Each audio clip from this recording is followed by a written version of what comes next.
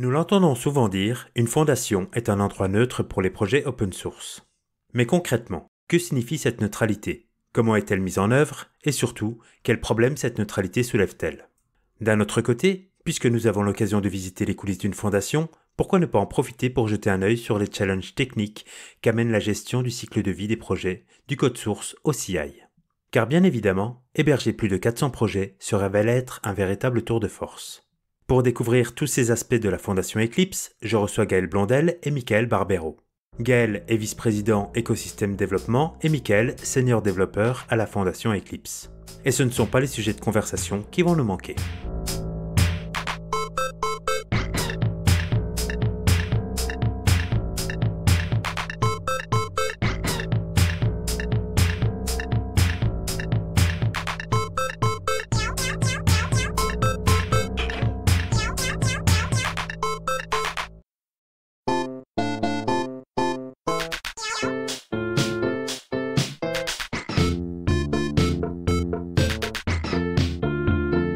Salut les gars, bienvenue. Salut Stéphane. Salut. Alors vous travaillez tous les deux pour la Fondation Eclipse. Ce que j'aimerais bien savoir aujourd'hui, c'est quel est le rôle des fondations. C'est intéressant que tu poses cette question en ce moment parce que je pense que on a eu une des news récentes, c'est Elastic qui a changé son mode de licence.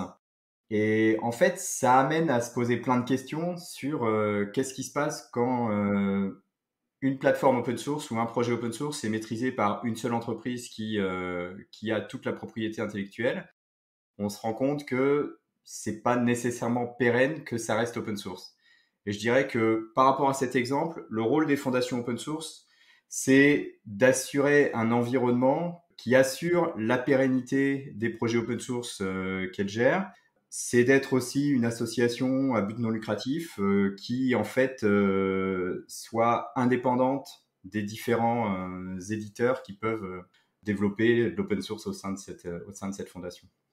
Et ça, je dirais, c'est commun à toutes les fondations, ces aspects pérennité, neutralité, et fournir aussi tout un cadre légal et de bonnes pratiques pour collaborer autour de projets open source et du coup leur permettre d'aller plus loin et de développer leur communauté. Et qu'est-ce qui est spécifique à la Fondation Eclipse? Alors, qu'est-ce qui est spécifique à la Fondation Eclipse? Je dirais que on a depuis le début, depuis notre création, cette idée que on fait ce qu'on appellera en anglais du business friendly open source. La plupart de nos projets sont en fait des plateformes open source autour desquelles des entreprises vont potentiellement créer des produits. Et donc, ça fait partie de la spécificité de la Fondation Eclipse. Et ça diffuse dans toutes les parties de la fondation. Ça diffuse dans la licence qui explicitement dit, voilà, si vous avez quelque chose sous la licence Eclipse, vous pouvez inclure cette partie publiée sous licence Eclipse, vous pouvez l'inclure dans vos produits. Ça diffuse dans nos processus, ça diffuse dans notre façon de gérer les communautés. Donc ça, c'est un point.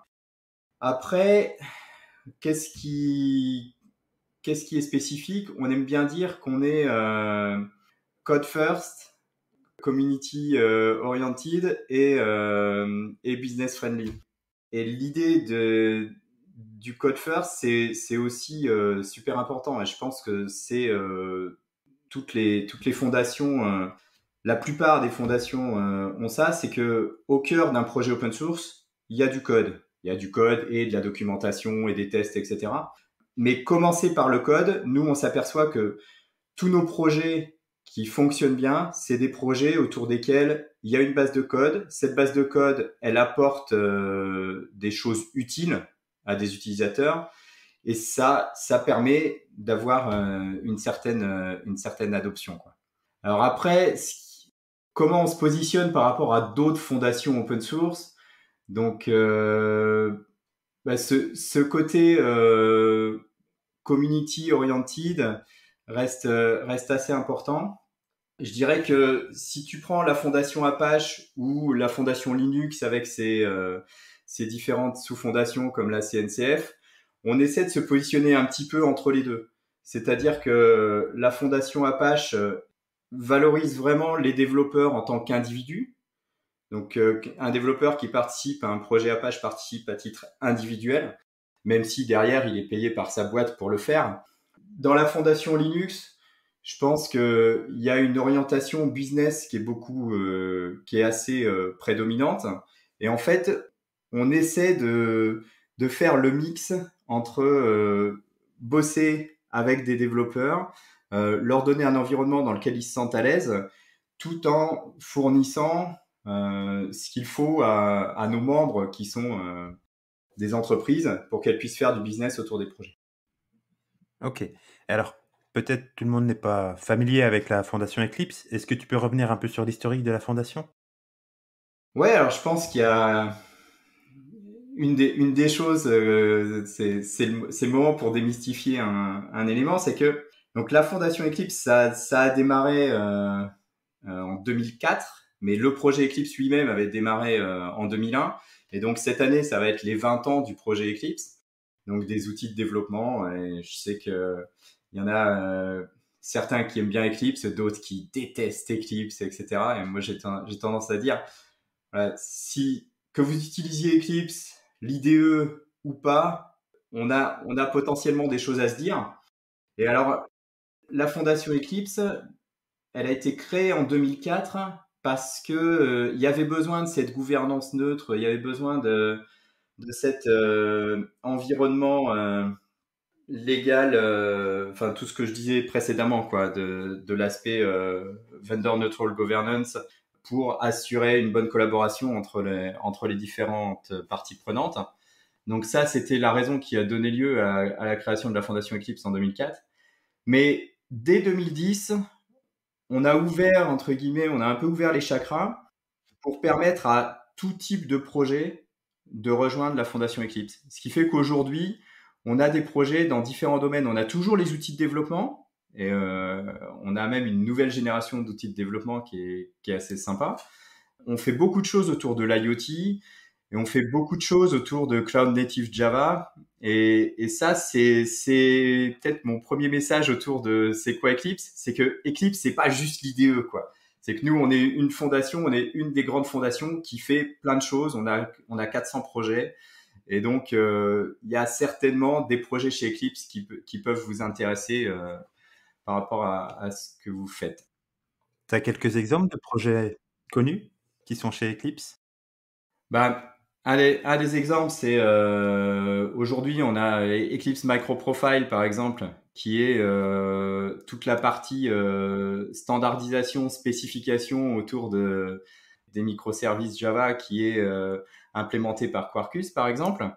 Donc, des choses assez sympas. On a Java EE qui est venu chez Eclipse. Alors, ça a été un peu long, mais c'est un process qui a démarré en 2017 et qui s'est terminé, je dirais, en 2019-2020. Là, on est maintenant sur quelque chose de bien opérationnel. Un des projets sympas dont tout le monde a entendu parler et qui va certainement attirer pas mal de visibilité, c'est Adoptium. Et Adoptium, vous connaissez peut-être pas sous ce nom-là, mais c'est le nouveau nom d'Adopt OpenJDK. Donc Adopt OpenJDK, depuis le mois de juin dernier, a démarré sa migration pour devenir une initiative chez Eclipse. Si vous faites de l'IoT, Mosquito, PAO, toutes ces choses qui permettent de faire du MQTT, donc de faire communiquer des devices, c'est des projets Eclipse. Vertix, c'est un projet Eclipse. Quoi d'autre? Mika, tu veux peut-être parler un petit peu des projets qu'on a autour des outils dans le cloud? Oui, dans le cloud, on a deux environnements de développement. Enfin, on a une plateforme et un environnement prêt à utiliser. Donc, on a SIA, Eclipse SIA, qui est une plateforme pour créer des IDE Cloud Native, donc qui est déjà utilisé par exemple par Gitpod ou par Code Ready Workspace de chez Red Hat. Et puis, on a Che, qui est aussi, donc là pour le coup, un environnement de développement Cloud Native, Kubernetes First, qui donc a un environnement de développement pour développer dans Kubernetes du Kubernetes directement. Donc ça aussi, c'est un projet Eclipse. Donc c'est en grande partie soutenu par Red Hat et ils l'embarquent aussi dans leur offre OpenShift, donc qui est déjà largement déployée. SIA, par exemple, est aussi utilisé dans d'autres projets, alors qui sont pas forcément open source, mais par exemple, je sais que ARM a son environnement de développement pour certains de ses devices qui ont migré depuis leur ancienne plateforme, je sais plus comment elle s'appelait. Embed. Mais le nouveau Embedded, c'est du SIA en Cloud Native directement. Ok. Et alors, est-ce que tu peux revenir un peu sur la partie neutralité, justement? M'expliquer en quoi c'est important d'avoir un endroit neutre pour les projets open source. C'est important parce que un des sujets, c'est qui prend les décisions et comment les décisions sont prises. Et comment on devient committeur, comment on décide où va le projet. Et en fait, chez nous, un projet, il a trois principes un petit peu constitutionnels, entre guillemets, qui sont la transparence, l'ouverture et la méritocratie. Alors, qui sont potentiellement des principes classiques. On parlait de la fondation Apache tout à l'heure, c'est aussi des principes qui sont au cœur du fonctionnement des projets Apache. Mais la transparence, ça veut dire quoi? Ça veut dire que tout ce qui se passe dans un projet, ça doit être reflété sur un des médias publics du projet. Ça peut être un wiki, une mailing list, un forum, un bug, etc.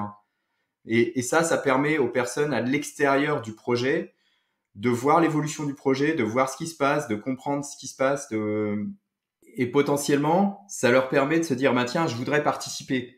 Et là, on arrive au deuxième principe qui est l'ouverture. C'est que tout le monde peut participer et tout le monde peut participer, y compris des gens qui bossent pour des boîtes qui sont concurrentes.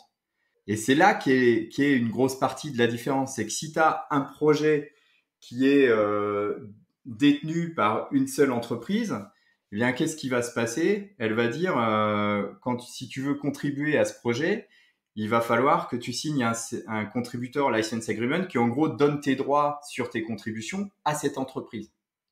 Alors que nous, ce qui se passe, c'est que quand tu contribues à un projet Eclipse, tu signes un contrat aussi, mais tu signes un contrat qui dit « J'ai compris que je suis en train de publier mon code en open source, j'ai le droit de le publier en open source, et j'ai conscience des implications que ça a, et j'ai conscience que ce code va être disponible après en open source. » Et donc, il y a la petite différence, c'est le cas qu'on prenait tout à l'heure, c'est que dans un projet qui est hébergé chez Eclipse, il pourra être les changements de licence vont potentiellement pouvoir s'effectuer vers une version suivante de la licence. Donc, on avait la licence Eclipse Public License V1, on a créé la V2 et petit à petit, nos projets migrent de la V1 vers la V2. Mais par construction, la V2 garde les mêmes principes que la V1.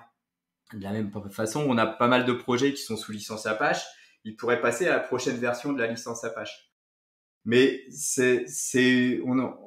on a cette garantie finalement que pour tous les contributeurs et aussi pour les utilisateurs, s'appuyer sur ce projet-là, c'est un projet dont les règles d'utilisation vont pas changer du jour au lendemain.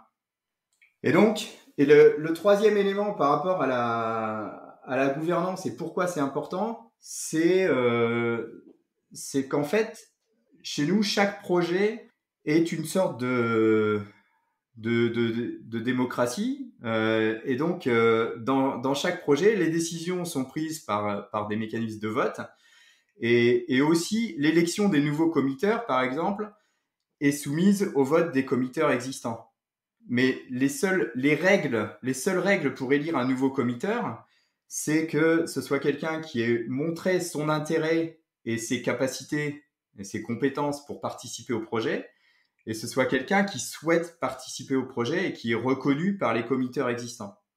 Et donc, il n'y a pas cette possibilité de contrôler en fonction de tiens, telle personne, elle vient de tel pays ou elle bosse pour telle boîte, etc.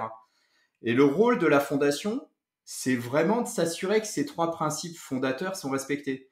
Donc, ça nous arrive de devoir aller discuter avec des équipes projet en leur disant, bah non, là, les gars, votre comportement sur votre projet n'est pas correct.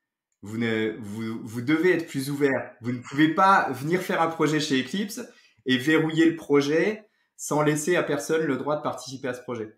Donc c'est quand même assez important, quoi. Et comment cette gouvernance est gérée? Parce qu'il y a un suivi régulier avec les différents projets. Comment vous interagissez? Alors, est-ce qu'on peut parler peut-être du cycle de vie d'un projet dans la fondation Eclipse, donc depuis son entrée? Qu'est-ce qu'il doit mettre sur la table, on va dire, pour pouvoir entrer? Et après, comment il est suivi au niveau de la fondation? Alors comment ça se passe? Eh bien, en fait, nous, on est une équipe relativement petite. D'accord? On a une quarantaine de personnes dans le monde. Et donc, on n'est pas là à surveiller les 400 projets. Mais par contre, on a une vraie collaboration qui s'établit entre les leaders de projet et puis les leaders de top level project. Donc, on a des PMC au niveau des top level projects qui en fait prennent en charge une partie de la mise en œuvre de ces règles. Et puis, on a des moments de contrôle. Et typiquement, les moments de contrôle, ça va être les releases. À chaque fois qu'un projet veut faire une release, on va sortir ce qu'on appelle l'IP log du projet, donc tout ce qui a été fait sur ce projet depuis la dernière release. On va vérifier que toutes les licences sont compatibles, s'il y a eu des nouvelles dépendances qui ont été ajoutées. On va vérifier qu'on connaît, qu'on a identifié tous les committeurs ou tous les contributeurs. Ça, c'est quelque chose qui est fait par nos équipes. Par contre, toute la partie élection de nouveaux committeurs, par exemple, c'est fait par les committeurs d'un projet et par les PMC du top level project dans lequel ce projet s'inscrit. Et c'est assez intéressant, moi, je trouve, de lire les mails qui sont échangés dans ces moments-là, parce que on a régulièrement une boîte, par exemple, qui a quelqu'un qui arrive et ils se disent, bah, tiens, ouais, lui, il faudrait qu'il soit committeur, ce serait plus pratique, il aurait accès au repo et tout. Et au moment de l'élection, quelqu'un dans la communauté qui a accepté ce rôle dans le process de vérifier que tout est en ordre et qui dit ah ben non, je ne vois pas suffisamment de preuves de participation publique de cette personne à votre projet.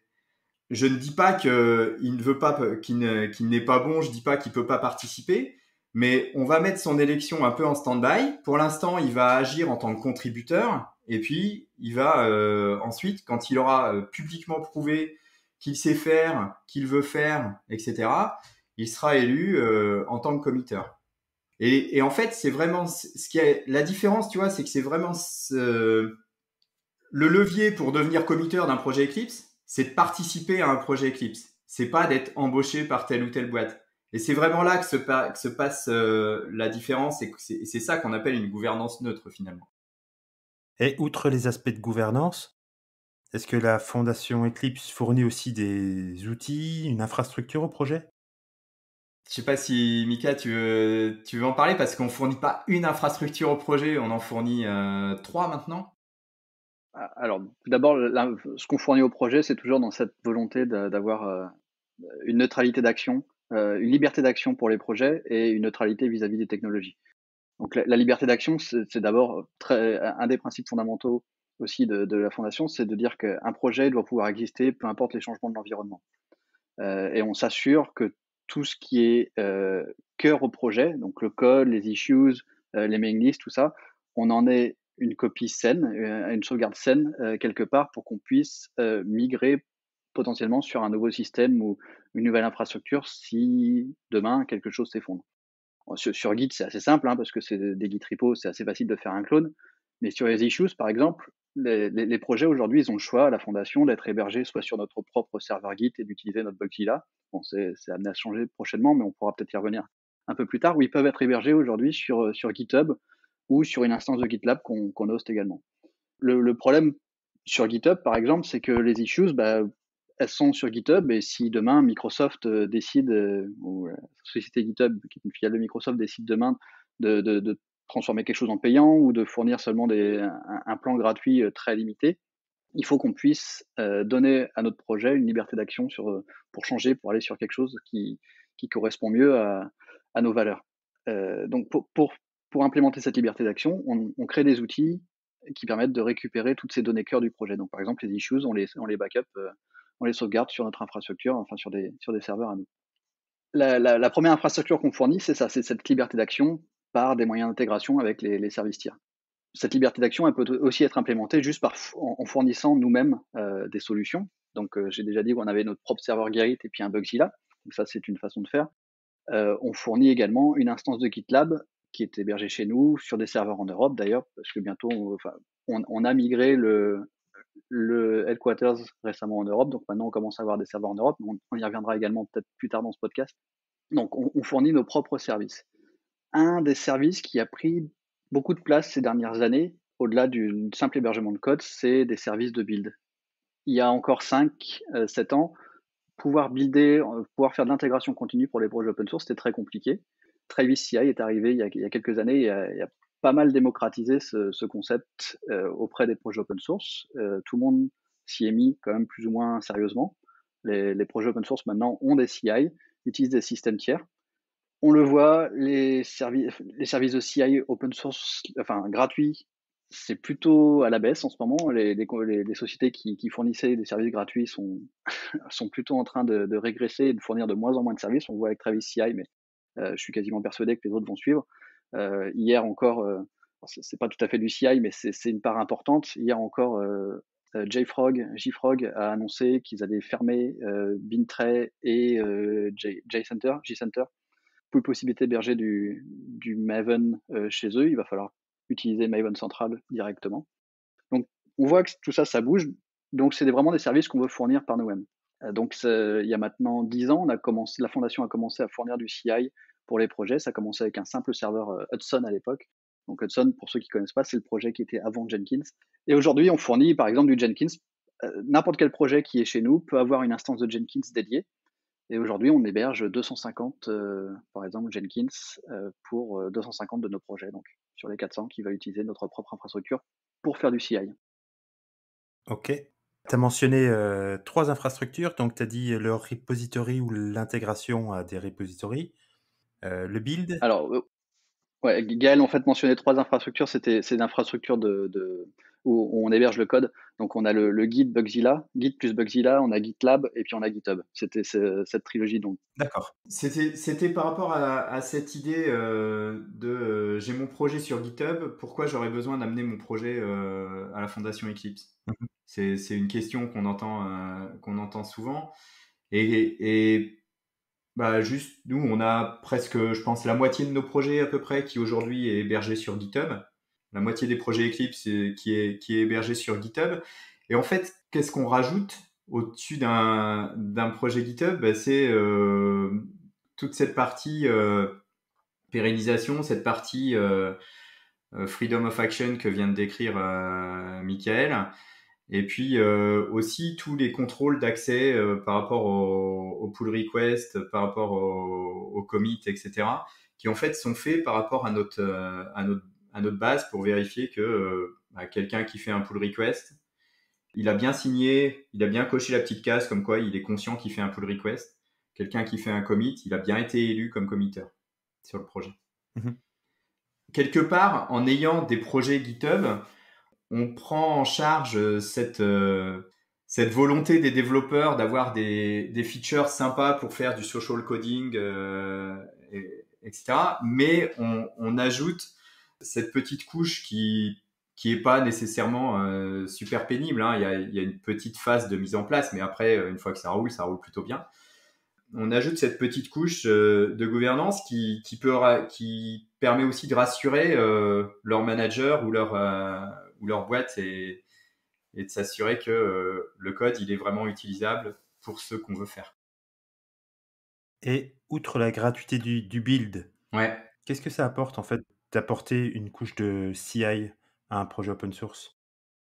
Le CI, c'est devenu critique dans le développement d'un projet open source pour montrer la pérennité du projet. Le CI, il est devenu indispensable avec l'augmentation de la complexité des projets où tous les développeurs n'ont pas forcément tout l'environnement de test disponible directement depuis chez eux, où ils n'ont pas les capacités de lancer des suites de tests qui prennent des heures et des heures. Donc, d'avoir un système de CI pour ça, c'est très important. L'autre bénéfice, c'est bien sûr de s'assurer que les tests sont régulièrement lancés dans un environnement contrôlé, donc de pouvoir assurer que le projet est compatible avec telle ou telle version. Ce qui n'est pas forcément le cas sur la simple bonne volonté ou la bonne foi du contributeur. Donc c'est important pour pouvoir accepter des contributions externes de vérifier que cette contribution est valide au sens du projet. Un exemple de ce qu'on a fait et qui nous a beaucoup fait progresser, je dirais, sur nos aspects CI, c'est quand on a embarqué Glassfish et tous les aspects Jakarta AI sur nos CI. Je pense que ça représente près d'une centaine de jobs Jenkins, et ça demande limite un cluster dédié pour que tous les tests de compatibilité Java EE tourne dans un temps raisonnable, quoi.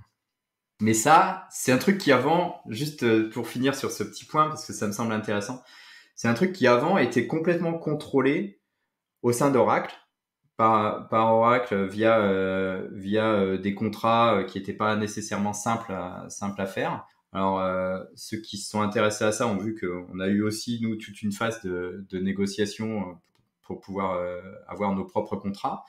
Mais aujourd'hui, ce qui avant était privé, les TCK, J2E, etc., c'est maintenant des projets open source et qui sont dont le run s'exécute sur nos serveurs Jenkins. Donc on est passé d'un truc qui était un peu derrière, qui était exécuté derrière des portes fermées, comme on dirait, à quelque chose que tout le monde peut observer et auquel tout le monde peut contribuer. Et justement, d'un point de vue de l'utilisateur, est-ce qu'il y a un bénéfice à avoir un projet open source qui soit dans une fondation et qui fasse son build dans une fondation, contre un projet open source qui est hors rôle d'une fondation et qui génère aussi ses builds? En fait, c'est comme pour le reste, c'est comme pour le code, c'est comme pour la gouvernance du projet. C'est toujours cette idée de neutralité du vendeur. Si le build est contrôlé par une seule entité, si le serveur de build est propriété ou est payé par la boîte qui a la majorité des committeurs sur le projet, ça devient très difficile pour quelqu'un d'extérieur ou pour une boîte qui est en compétition avec ce projet de contribuer ou de participer. L'intérêt d'avoir un projet dans une fondation, et dans la fondation Eclipse en particulier, c'est que les clés du projet, donc les credentials pour accéder à ce CI ou les identifiants pour publier sur du Maven central, c'est pas le projet, c'est pas quelqu'un dans le projet qui les a, c'est la fondation Eclipse. De la même façon que les trademarks ou que le copyright, non, pas le copyright, pardon, le trademark appartient à la fondation, les clés de l'infrastructure sont maîtrisées par la fondation et donc neutres vis-à-vis des différents participants. Et encore une fois, c'est ce qui est important derrière ça, c'est que, et peut-être ça vaut le coup de le répéter, c'est que nous, on est une association à but non lucratif, dont la mission est d'assurer la pérennité des projets open source. Quelque part, nous, on ne fait pas la qualité des projets open source. On sait que les projets qui marchent, c'est ceux qui sont de bonne qualité. Mais on a aussi certains projets qui sont peut-être moins excitants ou de moins bonne qualité. Mais par contre, ce qu'on fait, c'est que on donne les moyens au projet de se développer et de se développer dans ce contexte qui est pérenne, quoi. Alors après, en écoutant Mickaël, là, je me disais, un des sujets qu'il faut peut-être qu'on explique, c'est pourquoi une entreprise, du coup, aurait envie de perdre les clés sur son projet, quoi. Mmh. Alors, en fait, ce qu'il faut voir, c'est qu'est-ce que tu peux gagner. Et ce que tu peux gagner, c'est la capacité d'établir des collaborations avec d'autres boîtes dans notre environnement Eclipse. Donc, un exemple, on peut parler de ce qui se passe au niveau IoT, par exemple, chez nous, où on a des petites boîtes comme Aloxy par exemple, c'est une start-up néerlandaise qui bosse avec des PME comme Eurotech, qui est une PME déjà beaucoup plus grosse en Italie, qui eux-mêmes bossent avec Bosch, qui est la boîte internationale que vous connaissez. Donc on fournit aussi, parce que on a cet environnement robuste, je dirais, on fournit la capacité à des boîtes de toute taille comme ça d'avancer ensemble. Et ce qui est intéressant pour une petite boîte, par exemple, c'est qu'ils se retrouvent quelque part au même niveau que les multinationales. Parce que même dans une multinationale, sur un projet open source, tu vas avoir quelques bons développeurs. Tu vas pas nécessairement avoir directement 200 développeurs sur tous les projets. Donc, tu peux avoir ce côté d'être vraiment pair à pair au sein d'un projet Eclipse. Tous les acteurs sont pair à pair. Et donc, il y a ce côté, voilà, si je veux collaborer, si je veux développer ma communauté, si je veux aussi obtenir de la visibilité, parce que, bon, quand tu pousses ton code sur GitHub, il y a quand même beaucoup de code sur GitHub. Donc, le pourcentage de projets GitHub qui vont être visibles, etc., ça va dépendre de choses qui en fait sont pas vraiment liées au fait que tu sois sur GitHub, quoi. Ça va dépendre de est-ce que tu as une force marketing, est-ce que parfois de la chance, etc. Et en fait, nous ce qu'on fait, c'est que on développe un écosystème autour de certains sujets. Donc on parlait des outils sur le cloud, on parlait de Cloud Native Java, on parlait d'IoT, etc. Et du coup, les gens qui veulent collaborer sur des projets open source au sein de ce sujet-là, ils ont intérêt à venir parce que on va les aider à promouvoir leur projet et à trouver d'autres personnes intéressées par leur projet. D'accord. C'est-à-dire que, en dehors des aspects de neutralité, on peut considérer que ça génère une sorte d'image de marque et ça crée de la confiance dans le projet due à une forme de pérennité du projet. Parce que c'est vrai que quand on va sur GitHub, qu'on voit un projet qui est intéressant et qu'on voit qu'il a un ou deux mainteneurs, peut-être on va avoir un peu de méfiance. Par contre, dès le moment où un projet rejoint une fondation, on va se dire qu'il a l'air insolide et qu'on a une chance qui dure dans le temps. Déjà, ce que tu peux te dire, c'est que tu n'auras pas de problème. Tu n'as pas à vérifier que le projet utilise des licences open source compatibles ou pas. Ça, c'est un truc qu'on fait nous par défaut. Tout ce que tu télécharges chez Eclipse, tu es sûr que si c'est sous Apache, si c'est sous licence Apache, eh bien, tu peux l'utiliser en connaissant les caractéristiques de la licence Apache. Si c'est sous licence EPL, pareil. Donc ça, t'as ce côté, t'as ce tampon bonne propriété intellectuelle qui intéresse pas trop les développeurs, mais qui intéresse quand même pas mal leurs managers, quoi. Tu vois que dès qu'une boîte devient à une taille devient un peu sérieuse sur la façon de faire de l'open source, elle fait attention à ça. Après, t'as les côtés que disait Michael, tu sais aussi que c'est un projet qui globalement va respecter des bonnes règles, d'avoir une CI, d'avoir des bonnes façons de collaborer, quoi. Donc ouais, on donne une espèce d'image de marque. Alors, quand on parle d'image de marque, évidemment, on parle aussi un peu de marketing et tu l'as abordé. Donc, est-ce qu'il y a une partie marketing aussi qui est faite par Eclipse pour mettre en avant les projets qu'elle héberge? Ouais, on a typiquement on a une équipe marketing qui du coup alors sur 400 projets, on a un peu du mal à mettre en avant chaque projet, etc.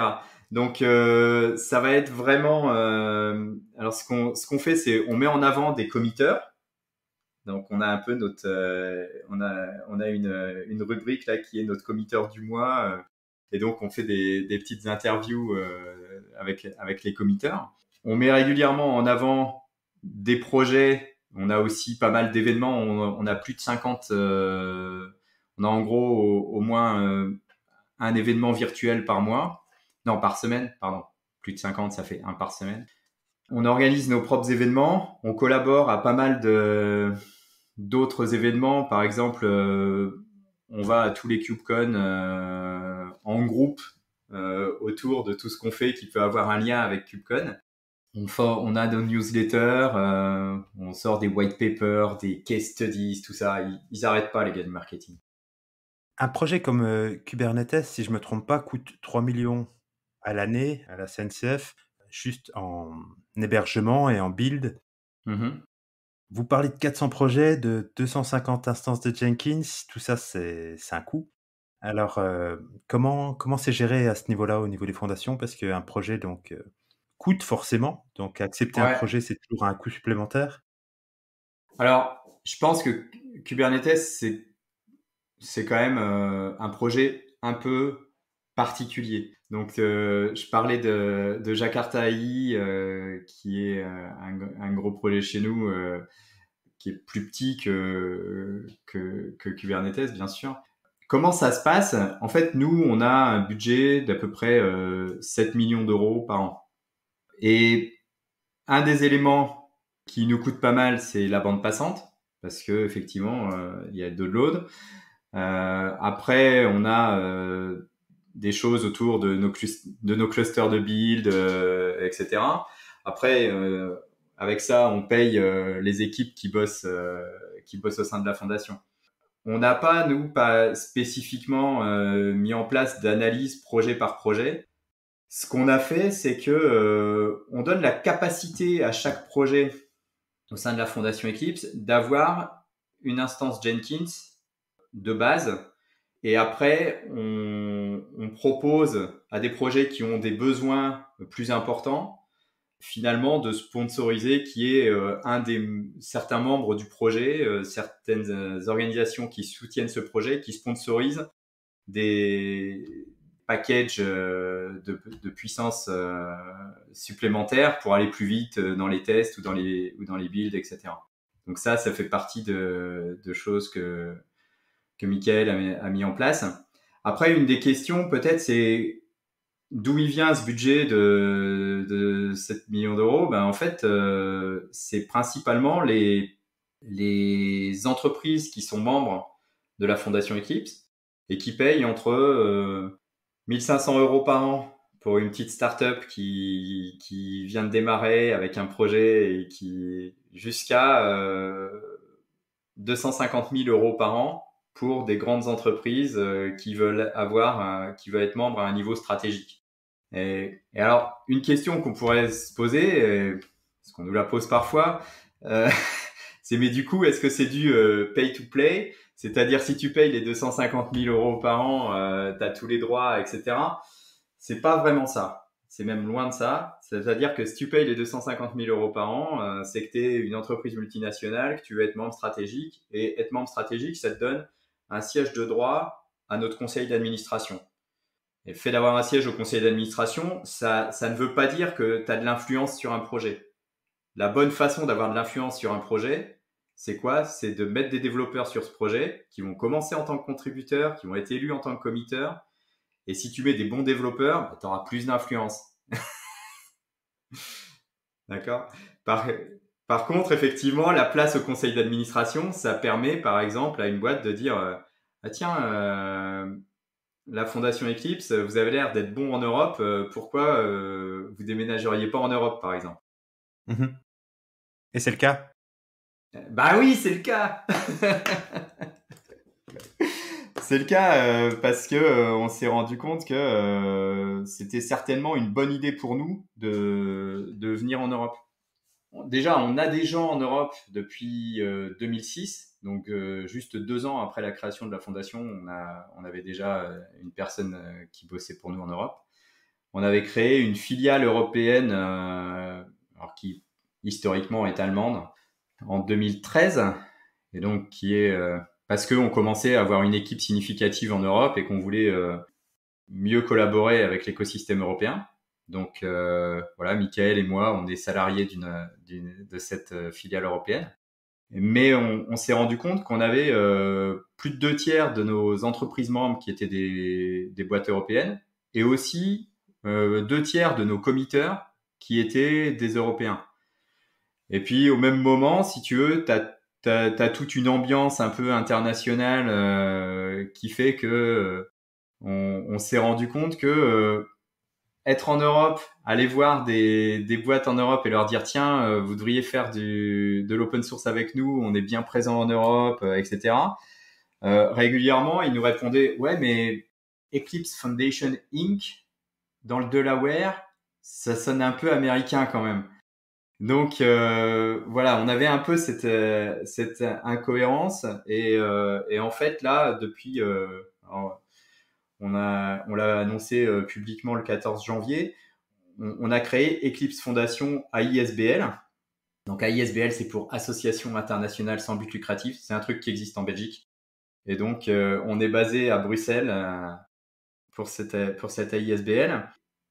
Et on a vraiment maintenant, on se projette comme la fondation open source leader en Europe, avec voilà une organisation européenne, un GitLab déployé sur des serveurs en Europe. Et finalement, quand tu vois, tu as peut-être entendu parler de ça, c'est la Commission européenne qui sort sa stratégie open source. Tu as pas mal de bruit autour de l'open source en Europe, autour de voilà, on a des problèmes d'indépendance technologique ou de souveraineté numérique, etc. Et nous, on pense que l'open source peut aider à régler ce problème. Enfin, c'est une opportunité pour les Européens de se mettre ensemble autour de projets open source au lieu de subir ad vitam aeternam les plateformes qui arrivent d'un côté comme de l'autre. Ouais, ça fait super plaisir à entendre. Donc voilà, c'est notre truc excitant. Donc plein de boulot pour nous dans ce cadre-là. Mais ouais, il y a un truc, il y a un peu un challenge, mais il y a aussi, comme tu dis, ça fait plaisir à entendre. C'est-à-dire que on se dit, on a cette chance de participer à un truc qui peut changer un petit peu et donc voilà, on essaie de faire ça en Europe avec des Européens et avec le reste du monde aussi, mais depuis l'Europe. Ok. Alors, puisqu'on en a parlé de challenge, Ouais. j'aimerais bien demander à Michael, 250 instances de Jenkins, c'est énorme. Aujourd'hui, comment vous faites tourner ça? Bah, ça a été très incrémental. On est parti, comme je disais tout à l'heure, hein, d'une simple instance qu'on partageait avec tous les projets, puis on a commencé à les différencier parce que les projets avaient différents besoins, notamment en termes de plugins et tout ça. Donc, et on est arrivé à une solution où, juste avant Jakarta, on faisait tourner nos Jenkins sur des serveurs assez importants, mais il n'y avait pas de compartimentalisation entre ces instances. Donc, au niveau des ressources, on n'était pas très très bon. C'est-à-dire qu'un projet pouvait affamer un autre en consommant toutes les ressources pendant un temps donné. Donc, il nous fallait une solution pour être un peu plus fair, un peu plus équitable au sein de tous les projets, et puis aussi fournir une possibilité, pouvoir fournir une base saine à tous les projets et comme on sait que tous les projets n'ont pas les mêmes besoins, fournir une possibilité à certains projets d'avoir plus et de contrôler ce plus. Donc c'est ce que Gaël expliquait tout à l'heure par du sponsoring. On voulait pouvoir offrir ça à nos membres, de pouvoir sponsoriser des projets pour avoir plus de ressources. Après analyse, on est parti sur une solution justement basée cloud native. Donc on a installé un cluster Cube, en l'occurrence OpenShift. Enfin, OKID maintenant, on a commencé par du OpenShift Red Hat, et puis finalement on est revenu sur la solution open source OKID, OKD en bon français.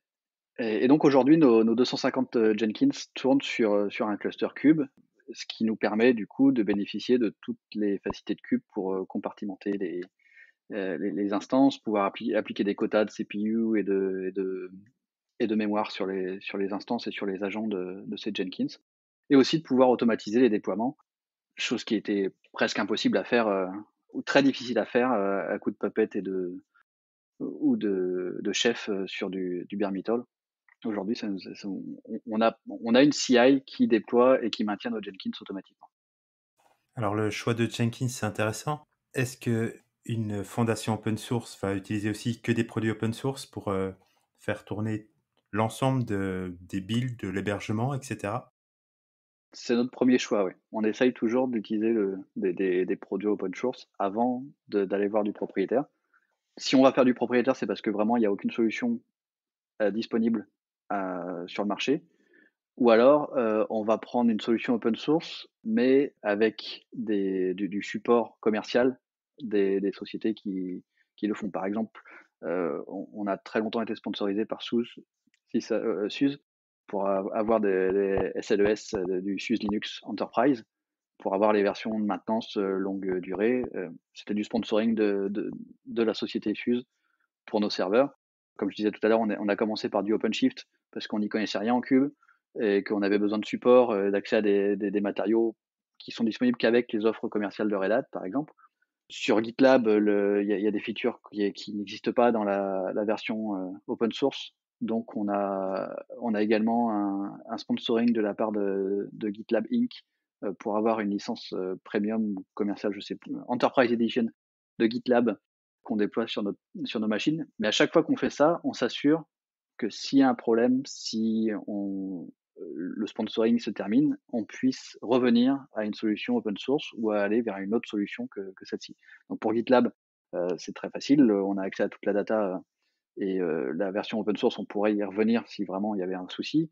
OpenShift, la preuve c'est qu'on est passé d'OpenShift à OKD maintenant, qu'on est plus mature au niveau cube et qu'on sait gérer ça par nous-mêmes. Pour SUSE, ça s'est arrêté, mais voilà, maintenant il y a plein d'autres distributions qui font du LTS sur du Linux, donc c'était plus une matière d'habitude qu'autre chose qu'on était encore sur du SLES. Et alors, la maturité au niveau de Cube, j'imagine que ça s'est pas fait sans douleur. Est-ce que tu peux nous parler un peu des challenges que vous avez rencontrés à passer sous Cube? Alors, le principal challenge, c'est que les installations sur du hardware enfin, qui nous appartient, pas sur une infra cloud native, justement, pas sur du Google, pas sur du Azure, pas sur du Amazon, c'est qu'il y a beaucoup moins de documentation disponible.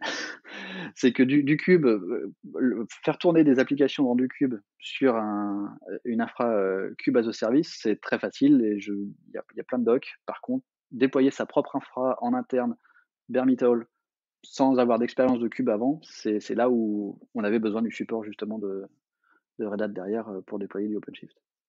Ça a été notre principale difficulté. C'était ce déploiement bare metal. Ouais, j'imagine que c'est pas simple. Est-ce qu'il y a eu des couacs? Est-ce qu'il y a des choses qui se sont mal passées ou ça s'est relativement bien passé? Alors, ça s'est relativement bien passé. Il y a eu des couacs, c'est surtout que ces solutions, finalement, de déploiement automatisé sur du bare metal, elles sont principalement faites pour un hardware homogène. Donc, elles s'attendent à avoir des serveurs Blade en cascade, et puis c'est même processeur, même configuration mémoire pour tous, ou les mêmes cartes réseau, etc. Le principal problème qu'on a eu déploiement, c'est justement que nous, on a recyclé les anciennes machines qui nous servaient à autre chose, notamment au build, et notre ferme de build avait évolué au cours des années, donc on avait des machines qui commençaient à être un peu âgées, et puis des beaucoup plus récentes, et faire travailler tout ça dans un même cluster OpenShift, ou dans un même cluster Cube, c'est intéressant. La valeur derrière, on la voit bien, de pouvoir recycler ces machines et d'avoir une vue homogène de toutes ces ressources, mais en réalité, c'est vraiment compliqué à faire. Les configurations réseau en particulier, c'est toujours un vrai casse-tête. Mais aujourd'hui, tu t'estimes satisfait du choix qui a été fait? Ah bah, complètement, hein, au niveau applicatif, pour le build, ça nous a simplifié. On n'était pas capable, il y a 3 ans encore, de mettre à jour notre ferme de Jenkins en moins de 2 jours quand il y a un problème de sécurité. Donc aujourd'hui, on est même en moins de 24 heures quasiment, on est en capacité de déployer des mises à jour sur tous ces instances, ce qui était impossible pour nous avant. Et de 2, on était incapable également de fournir des instances qui auraient pu builder, par exemple, Glassfish. Donc Glassfish, c'est le serveur d'application qui est venu avec Jakarta et la migration de Java EE chez Eclipse. Avant, c'était buildé, comme Gaël le disait tout à l'heure, chez Oracle en interne sur une ferme de build d'à peu près 50 machines avec une centaine de CPU ou 150 CPU, je me rappelle plus. Enfin bref, c'était une ferme de build gérée plus ou moins à la main. C'était pas du cube, il y avait un pipeline de build qui se servait de connexion SSH pour copier des choses dans tous les sens. C'était très compliqué. Et il a fallu migrer ça chez nous, mais forcément, on pouvait pas offrir 50 machines pour un projet. C'était juste pas possible. Le coût était énorme. En interne chez Oracle, ils étaient capables de le faire, mais ils n'étaient pas capables non plus de sponsoriser ça chez la fondation. Donc, il fallait trouver une solution pour avoir cette pool de ressources, de pouvoir l'allouer à Glassfish quand il en avait besoin, mais pouvoir réutiliser ces ressources, pour pouvoir dédier ces ressources à d'autres projets quand ils n'étaient pas utilisés justement par Glassfish. Et donc c'est ça que Cube nous a apporté, c'est cette mise en commun des ressources et de pouvoir distribuer les ressources seulement au niveau du besoin. Et est-ce que les projets hébergés donc ont senti ce bénéfice eux aussi? Quel a été le retour des différents projets de la Fondation Eclipse par rapport à ce changement d'infrastructure?